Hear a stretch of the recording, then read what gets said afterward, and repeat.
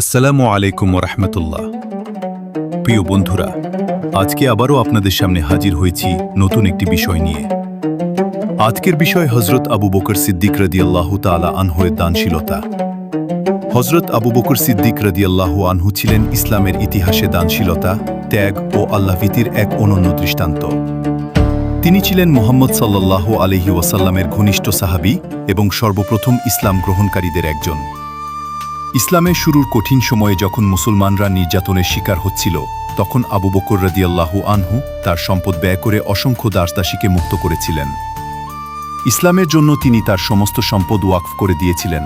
তা ছিল 40,000 দিনার, মতান্তরে দিরহাম। কুরাইশদের যেসব দাসদাসী ইসলাম গ্রহণের কারণে নির্যাতিত হচ্ছিল, এ অর্থ দিয়ে তিনি তাদের মুক্ত করে দেন। এদেরই একজন হলেন বিলাল রাদিয়াল্লাহু আনহু, ইসলামের প্রথম মুয়াজ্জিন। বিলালকে তার মালিক উমাইয়া মরুভূমির তপ্ত বালুতে প্রখর রৌদ্রে চিৎ করে বুকে পাথর দিয়ে শুয়ে রাখত, আর তিনি শুধু বলতেন, আহাদ আহাদ। আবু বকর 5 উকিয়া স্বর্ণ দিয়ে তাকে কিনে নিয়ে মুক্ত করে দেন।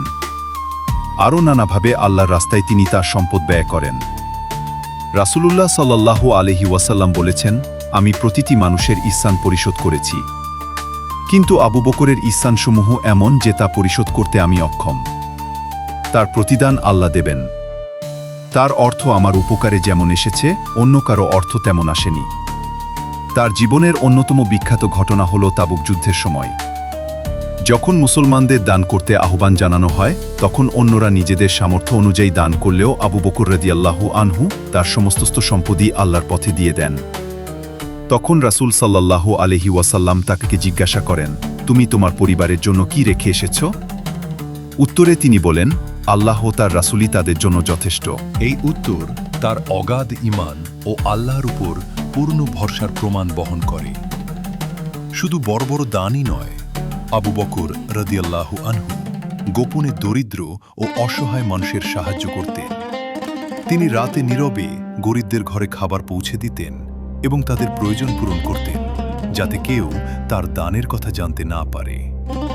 তার এই গুণ আমাদের শেখায় যে প্রকৃত দান হল যা নিঃস্বার্থভাবে এবং লোক দেখানো ছাড়া করা হয়।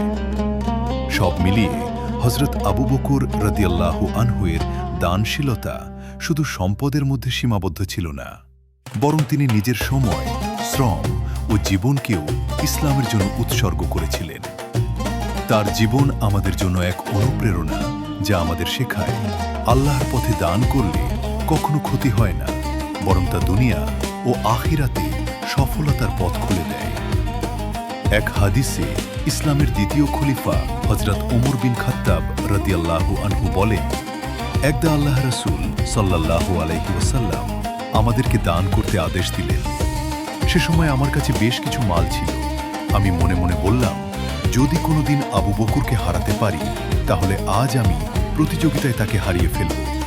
সুতরাং আমি আমার অর্ধেক মাল নিয়ে এসে রাসূলুল্লাহর দরবারে হাজির হলাম। তিনি আমাকে জিজ্ঞাসা করলেন, এত মাল তুমি তোমার ঘরে পরিজনের জন্য কি রেখে এলে? উত্তরে আমি বললাম, অনুরূপ অর্ধেক রেখে এসেছি। আর এদিকে আবু বকর তার বাড়ির সমস্ত মাল নিয়ে হাজির হলেন। তাকে আল্লাহ নবী জিজ্ঞাসা করলেন, তুমি তোমার পরিজনের জন্য ঘরে কি রেখে এলে? উত্তরে তিনি বললেন, আমি ঘরে তাদের জন্য আল্লাহ ও তার রাসূলকে রেখে এসেছি। তখনই মনে মনে বললাম, আবু বকরের কাছে কোনো প্রতিযোগিতাতেই আমি জিততে পারব না। হাদিস নং আবু দাউদ 1680, তিরমিজি 3675। আমাদের সাথে থাকার জন্য সবাইকে ধন্যবাদ।